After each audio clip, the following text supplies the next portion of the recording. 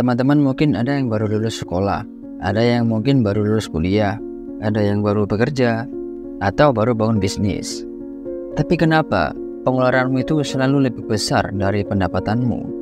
Atau bahkan kamu sedang terlilit hutang, membantu perekonomian keluarga, dan mungkin kamu juga sedang merenung akan mimpi dan tujuan kalian. Apakah nanti bisa diraih? Apa enggak? Bahkan mungkin kalian khawatir akan masa depan kalian. Dan kalian pasti akan mencari bagaimana cara kita bisa meraih kesuksesan yang kita impikan.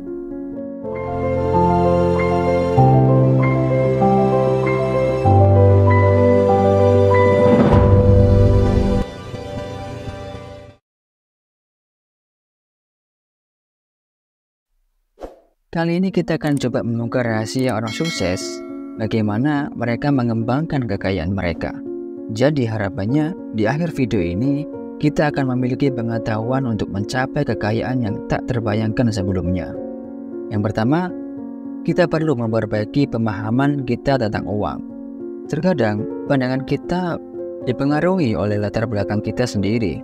Misalnya dari keluarga yang menengah ke bawah, kita mungkin merasa sulit menghasilkan uang dari saham atau usaha dengan modal yang besar. Tapi sebaliknya, bagi yang tumbuh dalam keluarga yang kaya raya, semua apapun yang dilakukan akan tampak mungkin dan bisa semua cara dicoba. Dan yang menjadi tantangan kita adalah mengubah pandangan kita menjadi seperti orang-orang yang terlahir dalam kekayaan. Maka jangan katakan tidak mungkin untuk menjadi kaya hanya karena keluarga kita tidak mampu atau kurang berkecukupan.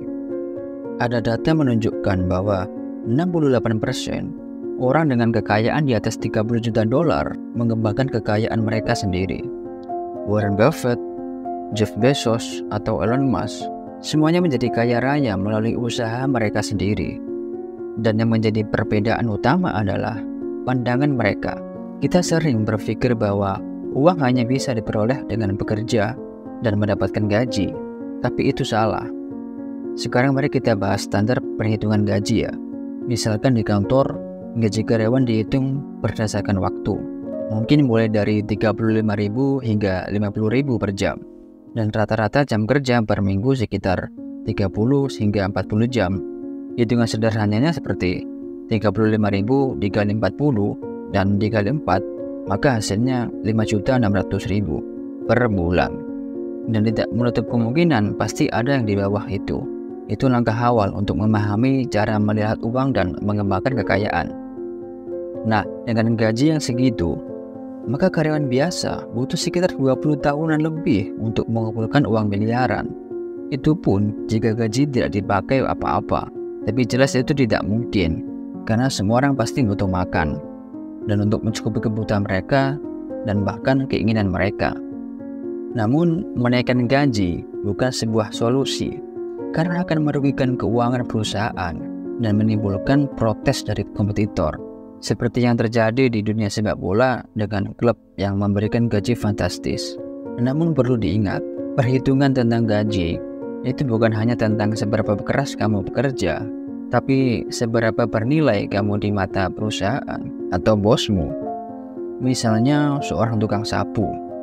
Mungkin mereka melakukan pekerjaan jauh lebih berat secara fisik, tetapi dianggap kurang bernilai karena perusahaan menganggap semua orang bisa melakukannya. Semua orang bisa melakukan bersih-bersih. Tapi jika sebaliknya, karyawan yang mempunyai skill atau seorang sarjana dan bisa membuktikan nilai mereka, maka otomatis menjadi lebih bernilai di mata perusahaan. Jadi sebenarnya bukan hanya tentang kerja keras, tapi juga tentang bagaimana kita bisa memberikan nilai tambah dan bisa membuktikan nilai kita di perusahaan.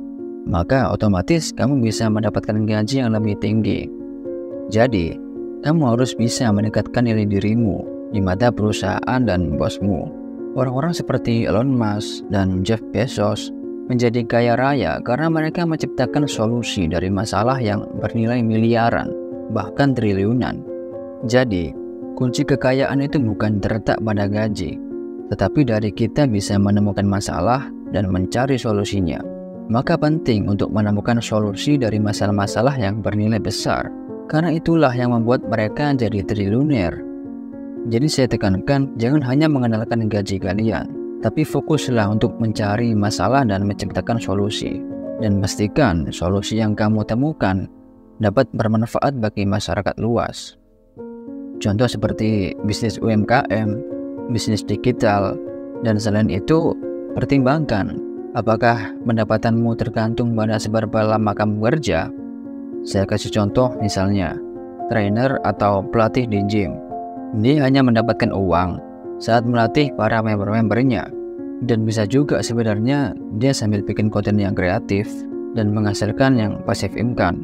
Bisa dari YouTube atau endorsement dan masih banyak lagi.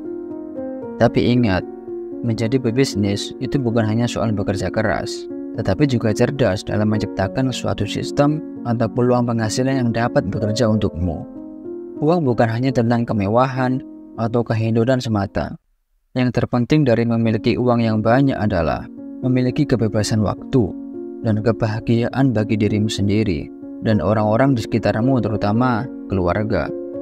Dengan kekayaan, kamu bisa memberikan kehidupan yang lebih baik bagi keluargamu dan membantu mereka yang membutuhkan dan berkontribusi pada kebahagiaan orang-orang di sekitarmu. Maka otomatis kamu akan merasakan juga kebahagiaannya. Ketika kamu bisa membantu orang, maka akan ada rasa kebanggaan tersendiri untuk dirimu sendiri. Jadi uang itu bukan hanya untuk dirimu sendiri, tapi juga untuk memberikan dampak positif pada orang lain. Namun penting juga untuk menginvestasikan waktu dan energi dalam pendidikan finansial. Diversifikasi investasimu dan tetap konsisten dalam menabung atau berinvestasi secara berkala.